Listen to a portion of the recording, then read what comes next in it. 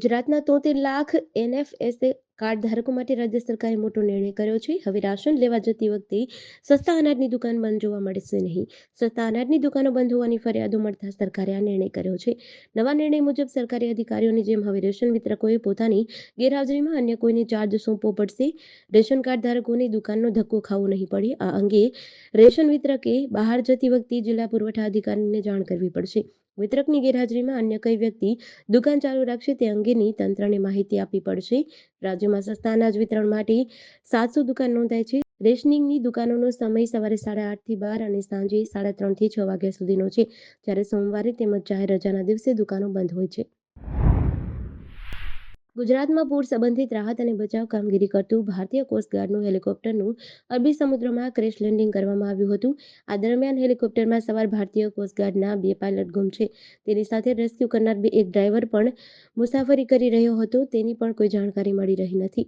મળતી માહિતી મુજબ એક ક્રૂ મેમ્બરને બચાવી લેવામાં આવ્યો છે, પરંતુ બાકીના 3 લોકો લાપતા છે. ઇન્ડિયન કોસ્ટગાર્ડનું હેલિકોપ્ટર અરબી સમુદ્રમાં ઓઇલના ટેન્કર પર એક કર્મચારી ઇજાગ્રસ્ત હતો. તેને રેસ્ક્યુ કરવા માટે જતું હતું ત્યારે આ દુર્ઘટના થઈ હતી. હેલિકોપ્ટરનું પોરબંદર નજીક દરિયામાં ક્રેશ લેન્ડિંગ થયું હતું, જેમાં પાયલટ સહિત 4 લોકો સવાર હતા. ક્રેશ લેન્ડિંગ બાદ તાત્કાલિક બચાવ કામગીરી હાથ ધરતા ક્રૂ મેમ્બરનો બચાવ થયો હતો, પરંતુ અન્ય 3 લોકો લાપતા છે, જેની માહિતી ભારતીય કોસ્ટગાર્ડ દ્વારા ટ્વીટ કરીને આપવામાં આવી છે. કોસ્ટગાર્ડે હાલમાં સર્ચ ઓપરેશનમાં 4 જહાજોને ઉતાર્યા છે. ઇમરજન્સી લેન્ડિંગનું કારણ હજુ સુધી બહાર આવ્યું નથી. સુરત મનપાના 2 આમ આદમી પાર્ટીના કોર્પોરેટર સામે ₹10 લાખની લાંચની માંગણીનો ગુનો નોંધાયો છે. બેમાંથી એક કોર્પોરેટર વિપુલ સોહાગિયાની ધરપકડ કરવામાં આવી છે, જ્યારે અન્ય એક કોર્પોરેટર જીતુ કાછડિયા ફરાર છે. મલ્ટીલેવલ પેન્ટ પાર્કના કોન્ટ્રાક્ટરે શાકભાજી માર્કેટની જગ્યામાં દબાણ કર્યું હોવાની જણાવી કોન્ટ્રાક્ટ રદ કરાવવાની ધમકી આપી 10 લાખની લાંચ માંગ કર્યાની ગુન્હામાં સુરતના 2 કોર્પોરેટર ફસાયા છે. સુરત મનપાના મગોબ ગામની સીમમાં આવેલ ટાઉન પ્લાનિંગ સ્કીમ નંબર 53ના ફાઇનલ પ્લોટ નંબર 88માં મલ્ટીલેવલ પે એન્ડ પાર્કિંગની સુવિધા ઊભી કરવામાં આવી છે. આ અંગે પે એન્ડ પાર્કનો કોન્ટ્રાક્ટ ફરિયાદી કોન્ટ્રાક્ટરને આપવામાં આવ્યો છે. આ પે એન્ડ પાર્કની સુવિધાવાળી જગ્યાની બાજુમાં મનપા દ્વારા શાકભાજી માર્કેટ બનાવવામાં આવ્યું હતું. સુરત મનપાના પૂણા વોર્ડ નંબર 16 અને 17ના કોર્પોરેટર જીતુ ઉર્ફે જીતેન્દ્ર પાંચાભાઈ કાછડિયા અને વિપુલ વસ્ત્રામભાઈ સોહાગિયાએ આ પે એન્ડ પાર્કની સુવિધાવાળી જગ્યાની મુલાકાત લીધી. આ અંગે બંને કોર્પોરેટરોએ કોન્ટ્રાક્ટર સાથે રૂબરૂ તથા મોબાઈલ ફોન પર લાંચની માંગ અંગેની વાત કરી અને લંબાણપૂર્વકની રકજક બાદ 10 લાખ રૂપિયા આપવાનું નક્કી કર્યું હતું. સમગ્ર વાતચીતનું કોન્ટ્રાક્ટર દ્વારા ઓડિયો રેકોર્ડિંગ કરી લેવામાં આવ્યું હતું. બોટાદના સમઢિયાળા નંબર 1 ગામે સ્ટેટ મોનિટરિંગ સેલે દરોડા પાડ્યા હતા, જેમાં સમઢિયાળા ગામે રહેતા વિજય ગોરધન શેકલિયાના મકાનમાંથી મસમોટો વિદેશી દારૂનો જથ્થો ઝડપી પાડ્યો હતો. પોલીસે 19,156 વિદેશી દારૂની બોટલ સહિત કુલ ₹24,20,600નો મુદ્દામાલ કબજે કર્યો છે. બોટાદના રૂરલ પોલીસ સ્ટેશન વિસ્તારમાં આવતા સમઢિયાળા નંબર 1 ગામે સ્ટેટ મોનિટરિંગ સેલે દરોડા પાડ્યા હતા. સમઢિયાળા ગામે મકાનમાંથી મસમોટો વિદેશી દારૂનો જથ્થો મળ્યો હતો. બોટાદ જિલ્લાના સમઢિયાળા ગામના વિજયભાઈ ગોરધનભાઈ શેખલિયાના મકાનમાંથી આ જથ્થો મળી આવ્યો હતો.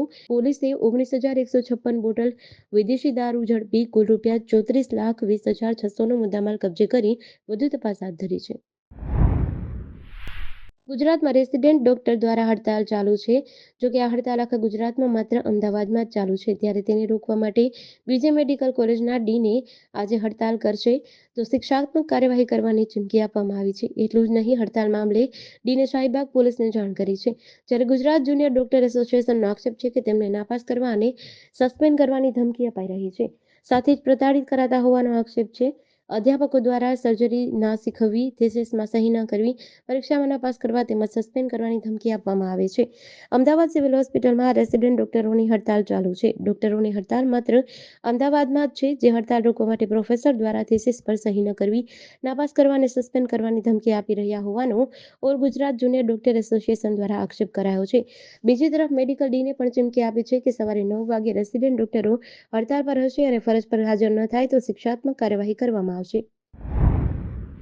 રાજકોટ અમદાવાદ હાઈવે પર ચોટીલા પાસે હીરાસરમાં ₹2,654 કરોડના ખર્ચે રાજકોટ ઇન્ટરનેશનલ એરપોર્ટનું નિર્માણ થયું છે. જો કે નિર્માણના 1 વર્ષમાં જ આ એરપોર્ટના કામમાં ભ્રષ્ટાચારની ચાડી ખાતા દ્રશ્યો સામે આવ્યા છે. ટર્મિનલ બિલ્ડિંગ પાસેથી કેનોપી તૂટી પડી હતી. ત્યારબાદ 26 ઓગસ્ટે 15 ફૂટ લાંબી અને 50 ફૂટ જેટલી પહોળી દિવાલ ધરાશાયી થતા સીઆઈએસએફના જવાનોનો 24 કલાક ચોકી પહેરો રાખવામાં આવ્યો હતો. જોકે હાલ હવે ત્યાં ટેમ્પરરી જાળી મૂકવામાં આવી છે. દિવાલ પડી ત્યારે એરપોર્ટ ડાયરેક્ટરે કહ્યું હતું કે અઠવાડિયામાં વોલ રિપેર કરી નાખવામાં આવશે. વોલ બનાવવાને બદલે માત્ર જાળી મૂકીને સંતોષ માની લીધો છે. રાજકોટ ઇન્ટરનેશનલ એરપોર્ટના ડાયરેક્ટર દિગંત બોરાએ જણાવ્યું હતું કે સુરક્ષા વોલનું 1 અઠવાડિયામાં રિપેરિંગ થઈ જશે. જોકે કેટલું નુકસાન થયું તે અંગે તેમના દ્વારા કોઈ જાણકારી આપવામાં આવી ન હતી. સાથે જ કોન્ટ્રાક્ટર સામે પગલાં લેવા અંગે પણ કંઈ જાહેર કરવામાં આવ્યું ન હતું. આ ચોમાસું નવસારી માટે ભારે હોય એવું લાગી રહ્યું છે. આ વર્ષે નવસારીમાં એક બે નહીં પણ સતત ત્રીજી વાર પૂર આવ્યું છે. છેલ્લા 24 કલાકથી નવસારીમાં ઉપરવાસ ડાંગ જિલ્લામાં અવિરત વરસી રહેલા વરસાદના કારણે નવસારી જિલ્લામાંથી પસાર થતી નદીઓ બેકાબૂ બની છે. અંબિકા, કાવેરી અને પૂર્ણા આમ ત્રણેય નદીઓ ભયજનક સપાટીથી ઉપર વહી રહી છે. વહીવટીતંત્ર દ્વારા શહેરના નીચાણવાળા વિસ્તારના લોકોને એલર્ટ કર્યા છે. નવસારીમાં 26-27 જુલાઈ અને ત્યારબાદ ઓગસ્ટના બીજા અઠવાડિયામાં પૂર આવ્યું હતું. જ્યારે 2 સપ્ટેમ્બર 2024ના રોજ પૂર આવ્યું છે. આમ 35 દિવસમાં ત્રીજી વાર પૂર આવતા સ્થાનિકોની હાલત ખરાબ થઈ ગઈ છે. નીચાણવાળા વિસ્તારમાં મધ્યમવર્ગીય લોકો માંડ બે છેડા ભેગા કરી પરિવારનું ગુજરાન ચલાવે છે. તેવામાં પૂર તેમના માટે મહા મુસીબત બનીને આવે છે. દર વર્ષે એક વખત પૂરનો સામનો કરવો પડે છે, પરંતુ આ વખતે 3 વખત પૂરનો સામનો નવસારીવાસીઓએ કર્યો છે. કેનેડાની સરકારે ભારત સહિત અન્ય દેશોમાંથી આવતા આંતરરાષ્ટ્રીય વિદ્યાર્થીઓ માટે નવા નિયમ બનાવ્યા છે. આ નિયમ હેઠળ હવે આંતરરાષ્ટ્રીય વિદ્યાર્થીઓ અઠવાડિયામાં માત્ર 24 કલાક કોલેજ કેમ્પસની બહાર કામ કરી શકશે. આ નિયમ સપ્ટેમ્બરથી લાગુ છે, જેને કારણે ભારતીય વિદ્યાર્થીઓને ટોરન્ટો જેવા મોંઘા શહેરમાં રહેવાનો ખર્ચ કાઢવામાં મુશ્કેલી પડશે. અગાઉ આંતરરાષ્ટ્રીય વિદ્યાર્થીઓને 20 કલાકથી વધુ સમય માટે કેમ્પસની બહાર કામ કરવાની મંજૂરી આપવામાં આવતી હતી. કેનેડા સરકારના ઇમિગ્રેશન મિનિસ્ટર માર્ક મિલરે જણાવ્યું હતું કે વિદ્યાર્થીઓને કેમ્પસની બહાર દર અઠવાડિયે 20 કલાકથી વધુ સમય કામ કરવાની મંજૂરી અપાતી હંગામી પોલિસી 30 એપ્રિલના રોજ સમાપ્ત થઈ. જોકે હવે આગળ તેને લંબાવવામાં નહીં આવે. તેમણે વધુમાં કહ્યું, અમારો ઉદ્દેશ આંતરરાષ્ટ્રીય વિદ્યાર્થીઓ માટે અઠવાડિયે કામ કરતા કલાકો ઘટાડવાનો છે, જેથી તેઓ પોતાના અભ્યાસમાં ધ્યાન આપી શકે. વડાપ્રધાન જસ્ટિન ટ્રુડોની લિબરલ પાર્ટીની સરકારે દેશમાં કોરોના મહામારી દરમિયાન આંતરરાષ્ટ્રીય વિદ્યાર્થીઓ માટે કામના કલાકો પરની 20 કલાકની મર્યાદા હટાવી હતી. વલસાડ જિલ્લાના ઉમરગામ તાલુકામાં 27 ઓગસ્ટના રોજ ઉમરગામ આવેલી એક ચાલીમાં 3 વર્ષીય બાળકીને બાથરૂમમાં લઈ જઈ બાળકી સાથે અડપલા કરી દુષ્કર્મ આચર્યું હતું. ચાલીમાં રહેતી મહિલા જોઈ જતા તાત્કાલિક બાળકીની માતાને જાણ કરી હતી. બૂમાબૂમ થતા સ્થાનિકો દોડી આવ્યા હતા.